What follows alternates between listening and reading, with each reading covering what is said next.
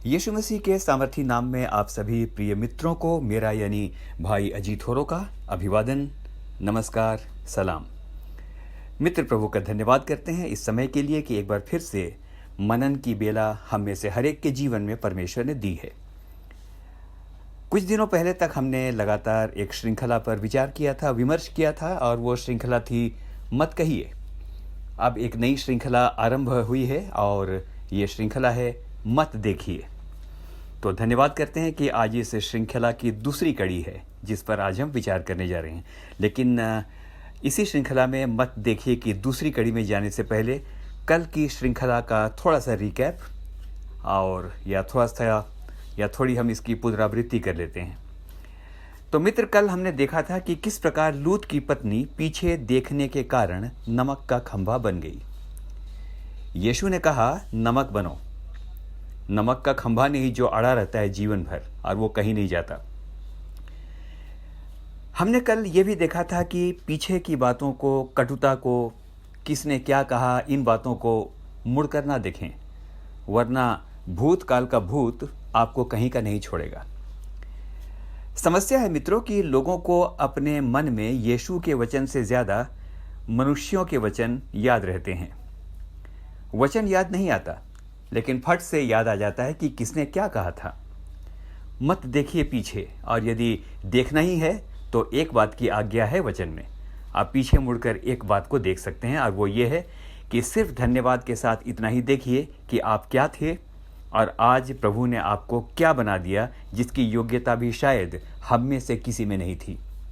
तो कल की थीम थी पीछे मुड़कर आशीषों को देख सकते हो, कटुता को नहीं। आइए अब आगे चलते हैं। तो मत देखिए श्रृंखला से तात्पर्य है उन बातों को जानना और पड़ताल करना जिन्हें परमेश्वर नहीं चाहता है कि हम देखें। कल भी मैंने स्पष्ट किया था कि देखने से अर्थ मात्र भौतिक आंखों से देखने का नहीं है। देखने से अर्थ दृष्टिकोण का भी है। यानी यदि इंग्लिश में कहूँ तो डू नॉट लुक एट भी है और डू नॉट परसीव ये भी है। दोनों बातें हैं, डू नॉट लुक एट और डू नॉट परसीव। तो आइए आज के आधार पद में चलते हैं। आज का आधार पद है जो आने वाले समय में हमेशा आधार पद रहेगा। नीति वचन 4 और उसके 25 में परमेश्वर का वचन इस प्रकार से कहता है, तेरी आंखें सामने ही की ओर लगी रहें और तेरी पलकें आगे की ओर खुली रहें। अच्छा है ना? और एक बार पढ़ूंगा। नीति वचन 4:25, तेरी आंखें सामने ही की ओर लगी रहें और तेरी पलकें आगे की ओर खुली रहें। मित्र, ये बात दुनिया के सबसे बुद्धिमान शख्स सुलेमान ने कही। देखिए ना, दुनिया का सबसे बुद्धिमान इंसान भी कन्विंस हो गया है कि जो बीत गई सो बात गई, इसलिए पलकें आगे की ओर खुली रहें तो अच्छा है, पीछे की ओर ना देखें। तो आइए चलते हैं अब इस श्रृंखला मत देखिए की दूसरी कड़ी में। आप जानते हैं मित्र कि देखने का प्रभाव बहुत होता है।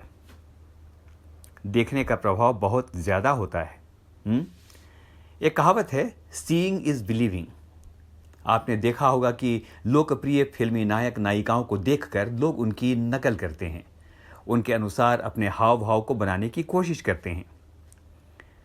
तो जो कुछ हम देखते हैं वैसे भी हम बनने लगते हैं ना। हमने कल यही बात तो की थी। तो इस श्रृंखला में मेरा तात्पर्य मात्र भौतिक आंखों से नहीं होगा, लेकिन मत देखिए का अर्थ नज़रिए या दृष्टिकोण से भी होगा कि हम किस नज़रिए से देखते हैं। देखिए ना, देखना इतना प्रभावी और महत्वपूर्ण है कि यीशु ने सीधा इसे उजियाले और अंधियारे से जोड़ दिया। लूका 11:34 में वचन इस प्रकार से कहता है, जो स्वयं हमारे प्रभु यीशु ने कहा, तेरे शरीर का दिया तेरी आंख है, इसलिए जब तेरी आंख निर्मल है तो सारा शरीर भी उजियाला है, परंतु यदि आंख बुरी है तो तेरा शरीर भी अंधेरा होगा।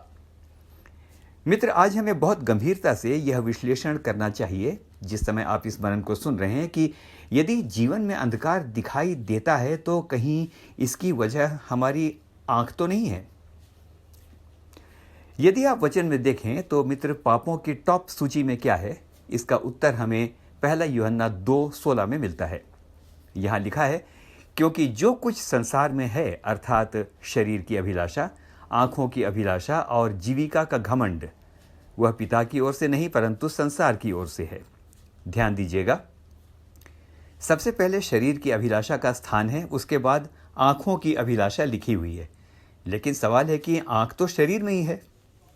लेकिन ध्यान से सुनिए, वचन ने आँखों के बारे में इतना महत्वपूर्ण महसूस किया कि उसने शरीर की अभिलाषा के साथ साथ आँखों की अभिलाषा को अलग अलग से परिभाषित किया है।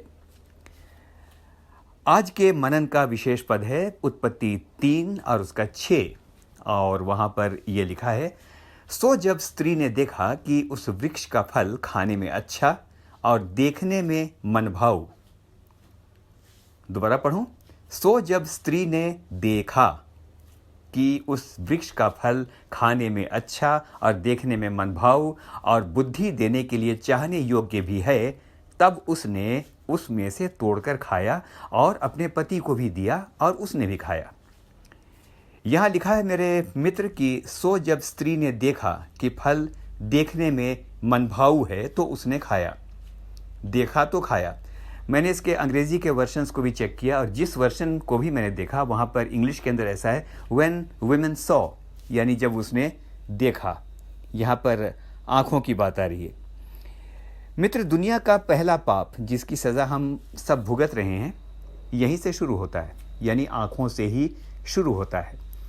जब परमेश्वर ने कहा था कि उस फल को खाना तो क्या छूना भी नहीं, तो उसे देखने का भी क्या औचित्य है। सबोपदेशक 1 और उसके 8वें वचन कहता है, ना तो आंखें देखने से तृप्त होती हैं और ना कान सुनने से भरते हैं।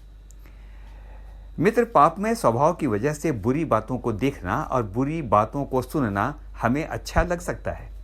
बाजार जाइए, इतनी विलासिता की वस्तुएं भरी पड़ी हैं, ऐसे ऐसे मॉडल हैं, सुंदरता की चीज़ें हैं कि आंखें तृप्त ही नहीं होती और उन्हें प्राप्त करने के लिए हम धन अर्जित करने की अंधी दौड़ में लग सकते हैं, चाहे जैसे भी कमाना हो।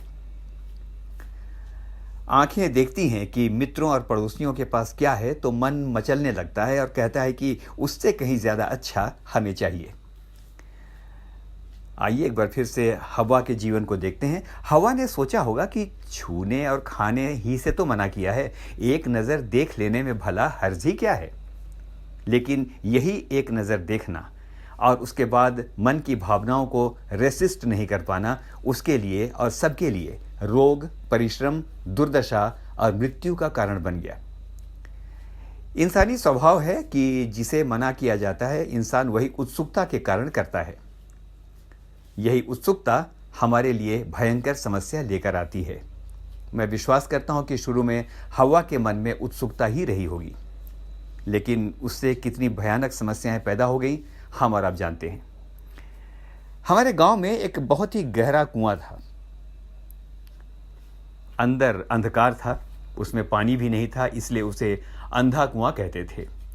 मेरी माँ मुझे चिताया करती थी कि उस कुएं में झांक कर देखना भी मत, उसके पास भी मत जाना। लेकिन मैं अक्सर वहां जाकर उसे उत्सुकता से झांक कर देखा करता था, जबकि जब भी देखता था अंधकार छोड़कर मुझे कुछ दिखाई नहीं पड़ा। लेकिन हाय रे मनुष्य का स्वभाव, जो मना किया जाए वही करता है।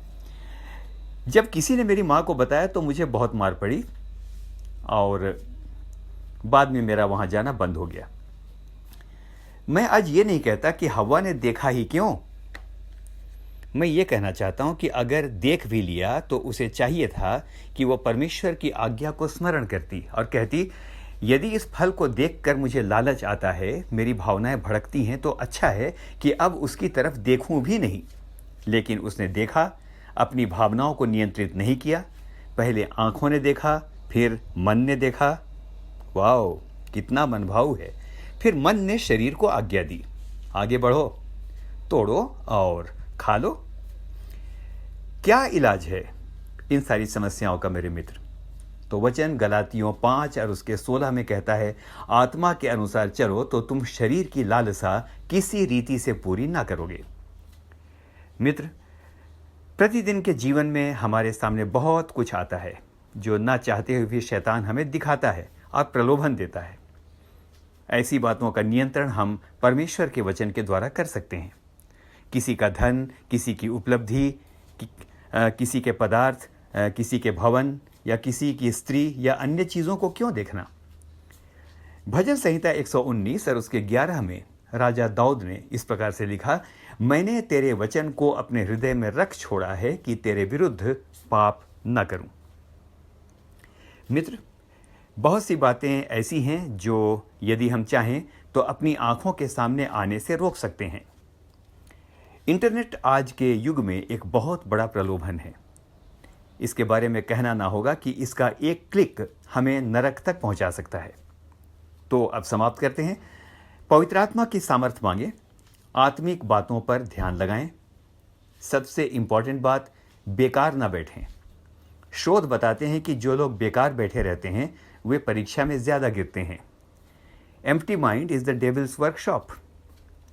देखिए, बहुत सारी चीज़ें आपकी आंखों के सामने आएंगी, मंडराएंगी, शैतान दिखाएगा, अनायास आपकी आंखों के सामने आ जाएंगी। लेकिन मैंने एक कहावत सुनी थी, आप कौवों को सर पर मंडराने से नहीं रोक सकते, लेकिन उन्हें आप घोंसला बनाने से रोक सकते हैं। और यदि घोंसला बन गया तो साफ बात है कि इसमें आपकी परमिशन है। तो प्रतिज्ञा करें, जो बातें प्रलोभन देती हैं, भटकाती हैं, अनर्थ धन कमाने के लिए बाध्य करती हैं, आँखों को भटकाती हैं, उन्हें देखना ही नहीं है। भाई, जिस गांव जाना नहीं उसका कोस क्यों गिनना? हम में से हर एक को परमेश्वर आज के मनन के द्वारा बहुतायत के साथ आशीष दे। आमीन और फिर से आमीन।